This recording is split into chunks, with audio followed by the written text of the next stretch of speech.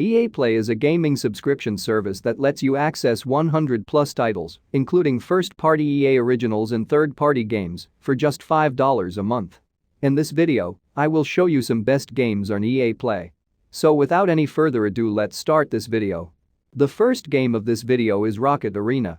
A 3v3 third-person shooter with more cartoony aesthetics and class diversity, inspired by titles like Quake.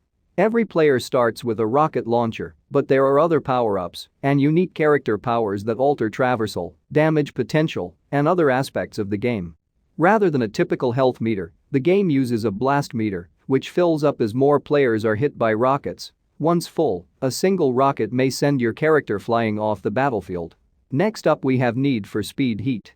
Fans of the long-running arcade racer Need for Speed have been pleading for a quality new entry for years, and it appears like EA is finally listening.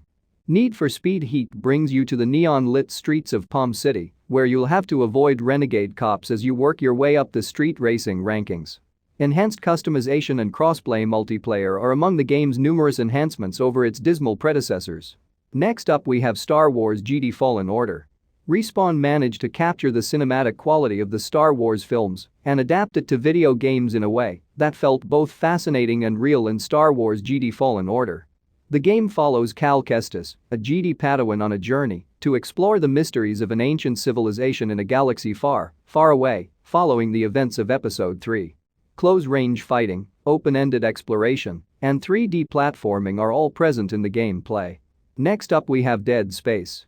Released over a decade ago now, Dead Space is partially responsible for popularizing survival horror games and has gone on to sell over 2 million copies.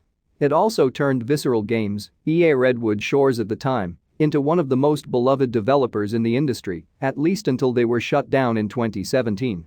The third-person shooter has you controlling Isaac Clarke, an engineer who finds himself aboard a mining ship infested with monsters. Next up we have Star Wars Squadrons. Star Wars has continued to increase its footprint across cinema, television, and video games, as if it wasn't already large enough.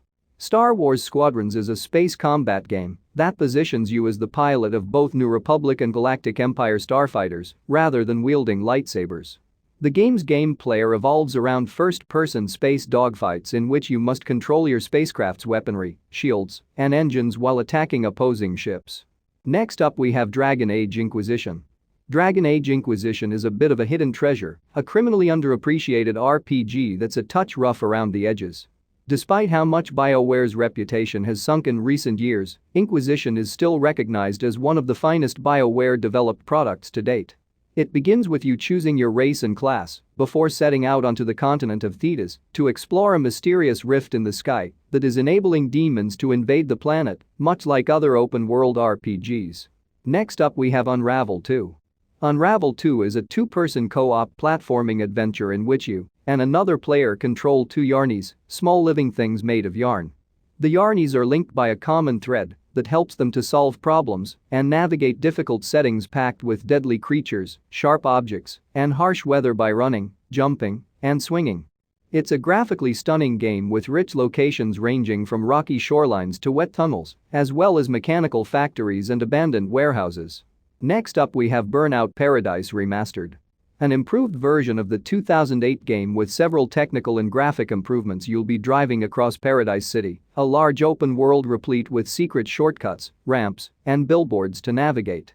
There are 150 playable vehicles in the game, as well as 8 DLC packs that bring over 100 cars, 10 tracks, and more challenges for gamers to take on at a fraction of the price. Next up we have Titanfall 2. Titanfall 2 is nothing short of brilliant, from slick first-person platforming to fast targeting and an assortment of satisfyingly strong weaponry. Furthermore, the game's single story manages to keep the stakes high while making you feel emotionally engaged in pilot Jack Cooper and his mech BT, a buddy cop team. Now that the dust has calmed and Respawn has gone on to produce one of the most popular battle royale games with Apex Legends, which is also included with EA Play, it's much easier to appreciate Titanfall 2. The last game of this video is Star Wars Battlefront 2. A game plagued by dubious microtransactions that, luckily, EA has recently toned down. The game offers a 6 to 8 hour single-player campaign and a large range of multiplayer modes based on land and space warfare, and it serves as a successor to the 2015 Battlefront relaunch.